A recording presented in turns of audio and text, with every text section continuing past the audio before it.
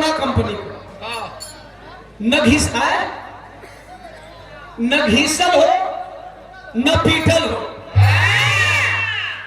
कौनो ऐसा गीत बजा कि सबके मजा आवे, पीछे मतारी वही लोग भी बड़ी, चाचा भैया बाबू दादा दादी नाना नानी कोई के बाउर न लगे, कोई ई न कहे दीवनवा बिहार से आके फुहर गीत गा के चल गए। आज तो करिया तनी झूम के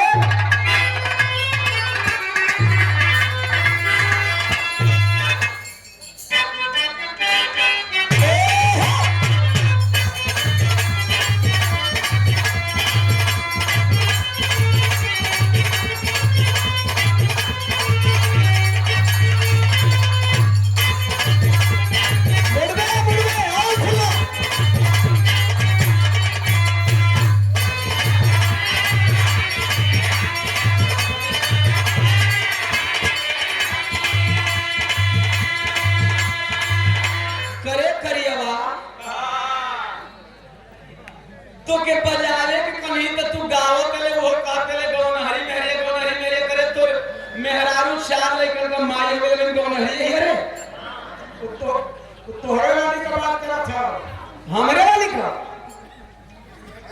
कौन घर वाली का बाहर वाली का? अच्छा एल्बम वाली का। अभी हाल ही में एक गीत आई है पिया भैले गुलरी के फूल, के सुन ले बजे के सुन ले महल्ला करके बताओ। ओहो धन्य है आजमगढ़। एक बार हम पुनः चाहेंगे आजमगढ़ की धरती और ऑडियंस के नाम पे ताली हो जाए। इतना लोग सुन ले बिना प्रमोशन, आजकल लोहिया पैड प्रमोशन करके गाना को बजवाओ रहे, विदाउट प्रमोशन आप लोगों का दुलार मिलता है हमारी हर गीतों को और तुरंत वायरल किया आप लोगों ने। एक और बात बताओ तनी हमरा खातिर गर्व के विषय बा। बिरहा लगत का धुन कुल चोरी करके अगर लोकगीत वाले गा तो उहे कुल गीत लेके कुल बिरहिया ढो करे। अगर 4 दिन का लोकगीत के वो 4 दिन का लड़का भी कोनो गाना नहीं करता तो गवाता कुल बिरहिया लेके ढो करे। लेकिन आपके भाई का सौभाग्य है, बिरहा जगत के लिए फख्र की बात है कि ओम प्रकाश दीवाना की गाई हुई इस गीत को बड़े बड़े सुपरस्टार भोजपुरी के कॉपी कर रहे हैं। बड़का बड़का सुपरस्टार गीत ऐसा हो कि लोग कॉपी करके मजबूर हो जाए।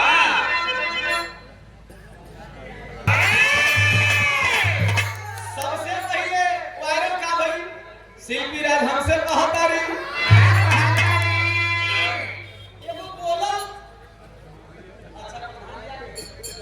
ये हमारे गुड्डू बाबू हाथी का गर्दन लग गया। ये अगर कह दिए कि ये गलत है तो आपका पूरा जमाना दुश्मन हो जाएगा। लेकिन मैं सम्मान करता हूँ बाबू का कि मेरी विचारधारा को जितनी शिद्दत जितनी ईमानदारी से दीवाना बढ़ाते हैं, मैं इसके लिए बहुत बहुत साधुवाद करता हूँ।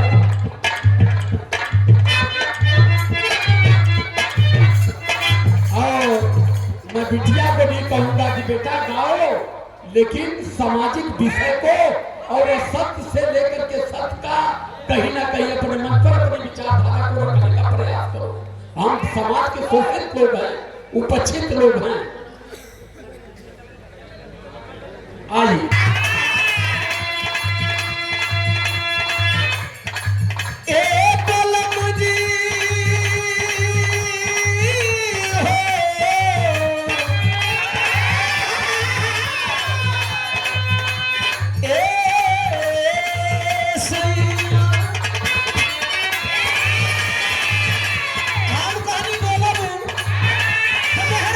दिया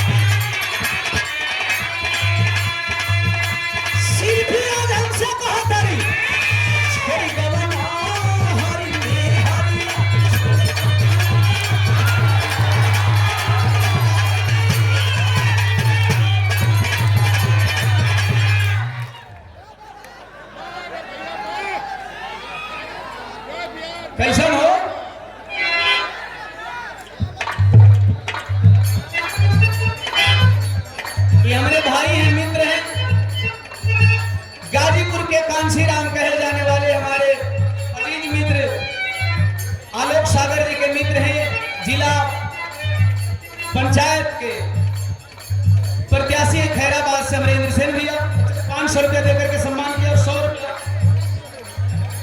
धर्मेंद्र यादव, आदरणीय बड़े भैया राजकुमार यादव जी के शिष्य हैं, 100 रुपया। पैसा हल्ला करो तरह लोग हो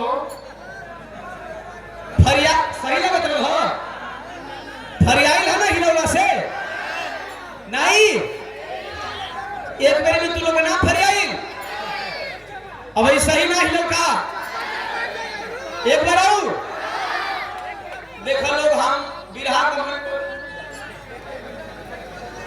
केदार भैया दुबारी रवि रेड्डी